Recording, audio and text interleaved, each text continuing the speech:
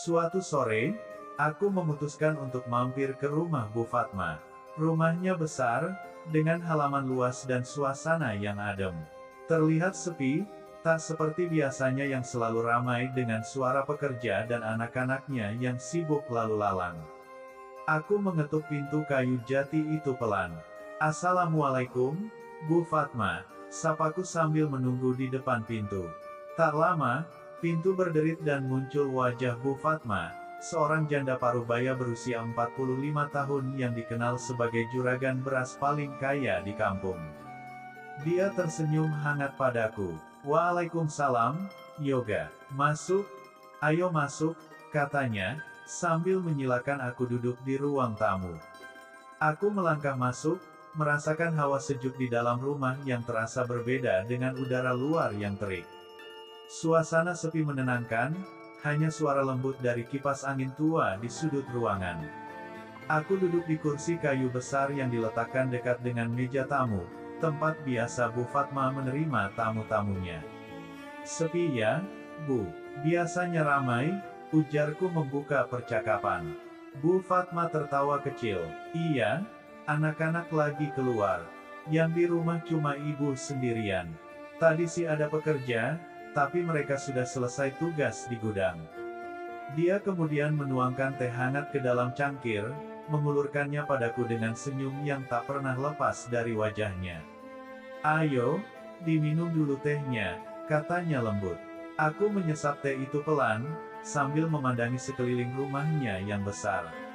Rumah ini tampak sederhana, meskipun semua orang tahu betapa kaya pemiliknya.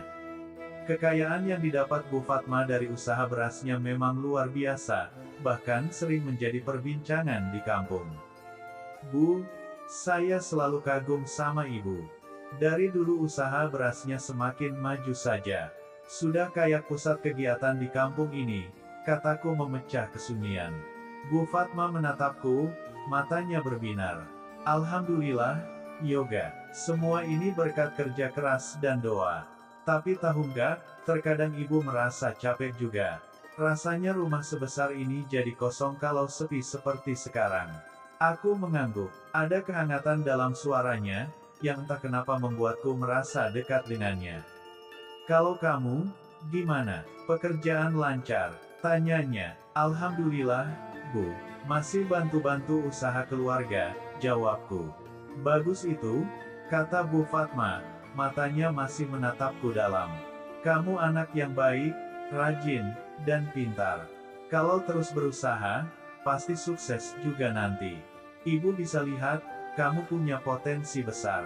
Aku tersenyum mendengar pujiannya, tapi di balik itu, ada sesuatu dalam tatapan Bu Fatma yang terasa lebih dari sekadar kekaguman.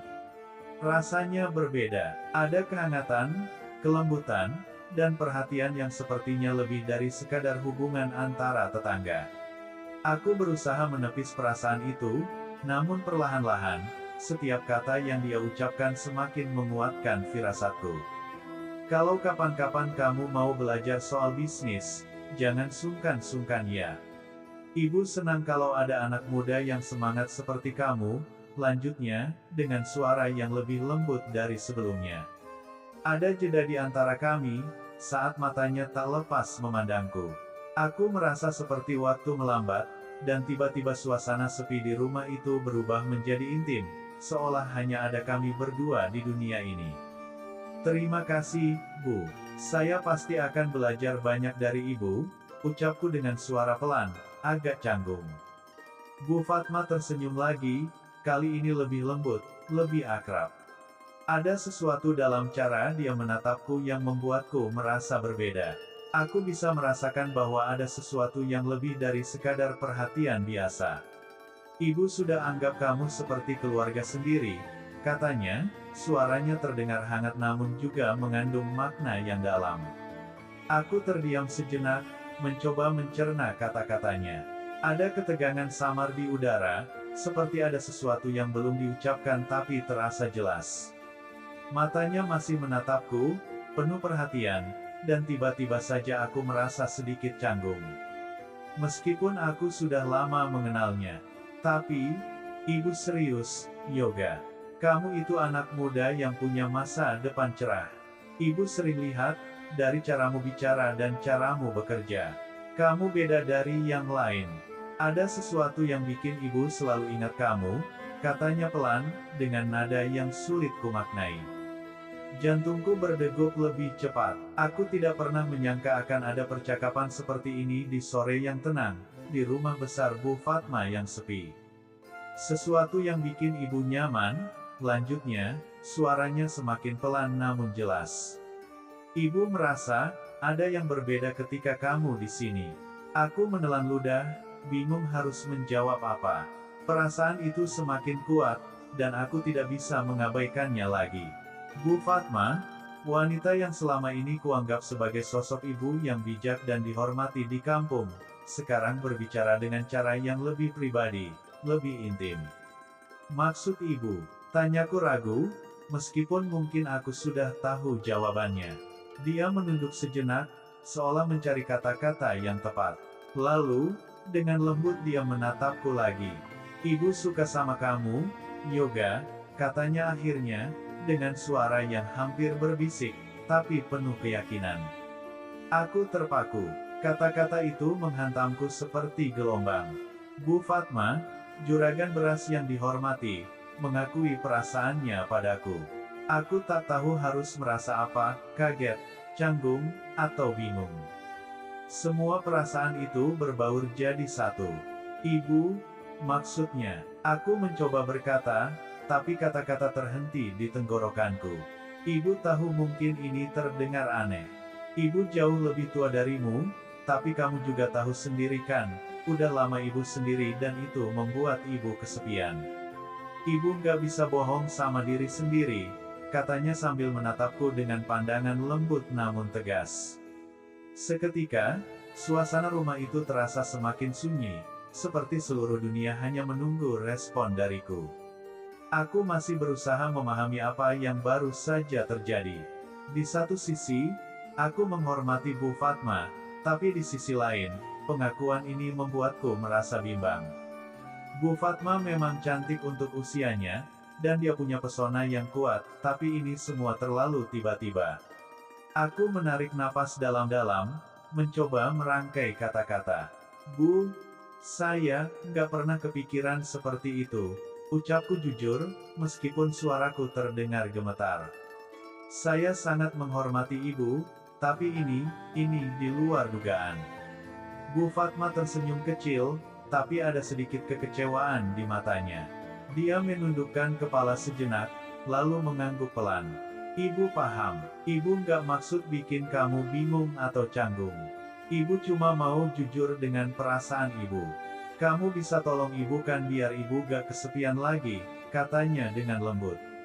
Aku kaget dan bingung mau jawab apa. Di satu sisi ini adalah pengalaman langka, di satu sisi aku gak mau karena beliau udah gak muda lagi. Ibu, saya tetap ingin hubungan kita baik seperti biasa. Saya banyak belajar dari ibu, dan saya nggak mau ini mengubah segalanya, kataku mencoba menenangkan suasana.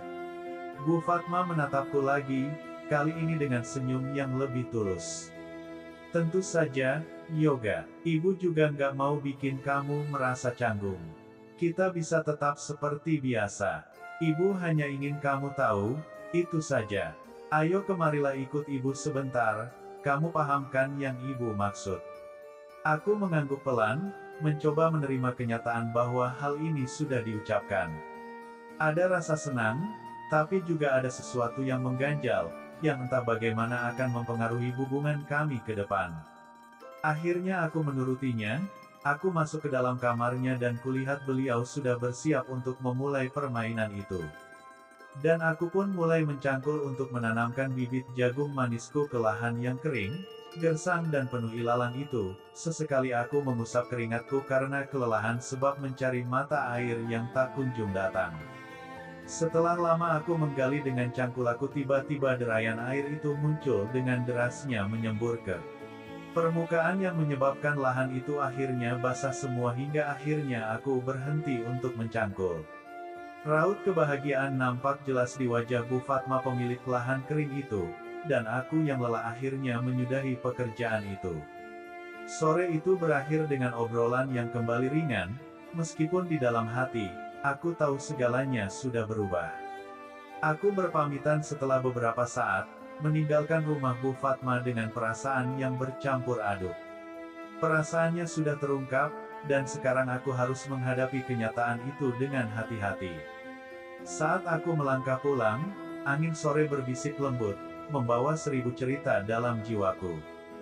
Di antara riak air di lahan yang subur, tersimpan harapan dan keraguan, seakan waktu menunggu jawaban yang tak terucapkan.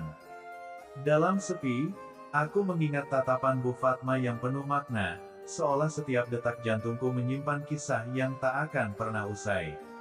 Seperti jagung yang tumbuh di lahan gersang, begitulah cinta dan harapan, kadang datang di tempat yang tak terduga, membara dalam diam. Kini, aku melanjutkan perjalanan, membawa rasa yang takkan padam, meski tak tahu arah tuju. Dalam setiap langkah, kutemukan keindahan dan ketidakpastian, mengajarkanku bahwa setiap perasaan adalah bait-bait puisi yang mengalir, selamanya terpatri dalam ingatan.